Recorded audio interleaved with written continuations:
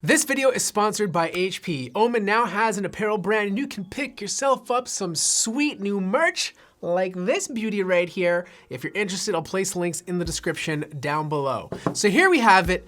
Galaxy Note 10 is coming at the end of the summer. Lots of rumors are hitting the internet to the point that I can't breathe.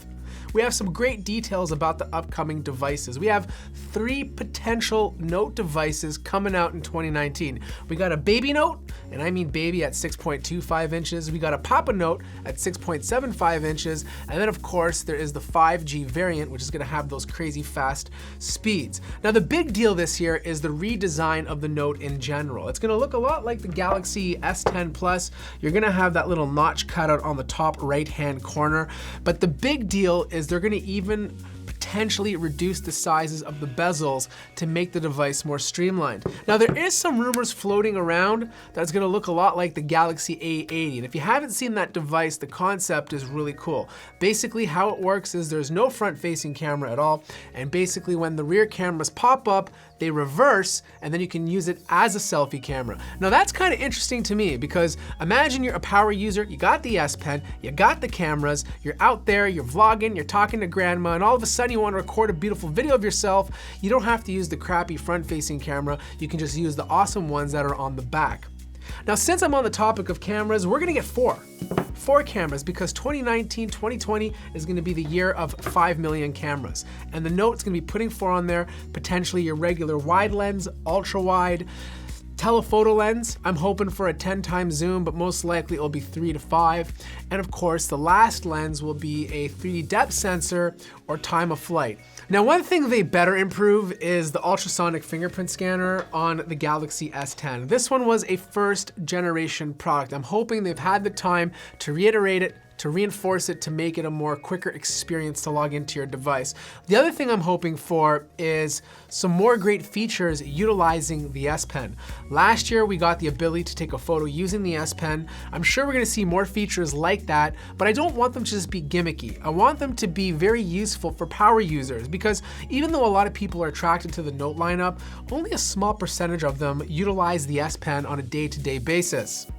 Battery life is gonna be really important for the Note line. It's been a long time that the Note line was the king of the battery department. I can't remember the last Note that had super duper battery life. The Note 9 has good battery life, but I want something that's better than the P30 Pro, better than the Huawei phones that we see on the market. That's what the Note line used to be. It was meant for a big screen with extra long battery life. They're saying it's gonna be about 4,500 milliamps. That's quite big, but Samsung is gonna have to really refine the software to be a little bit more aggressive with the permissions in the background. So another area they could potentially improve on is the display. Right now it's 60. Once you get up to that 90 Hz threshold, the experience completely changes. Whether you're scrolling through a web page, whether you're gaming, you'll never want to go back to anything lower. The difference today is basically just an S Pen and a few updated features like in the camera department.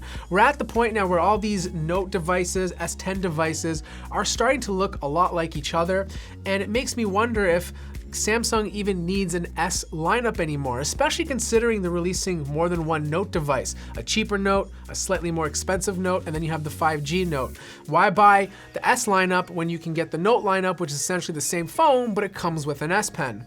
These devices are starting to feel the same. And I think Samsung, if it really wants to differentiate itself from everybody else, they're really gonna have to focus on the hardware. And it begs the question, how much can they actually do with the software to make it better?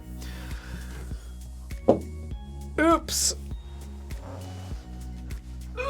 God, getting old. Now, if you want a beautiful long sleeve shirt instead, you can check out this guy. This is also one of their awesome products. It is a red shirt. You can get in different colors. It feels nice and comfortable to wear, and it looks great. Simplistic, but yet stylish. Links to this will be in the description down below. Like the video if you liked it, subscribe if you haven't already, and I'll see you guys in the next video.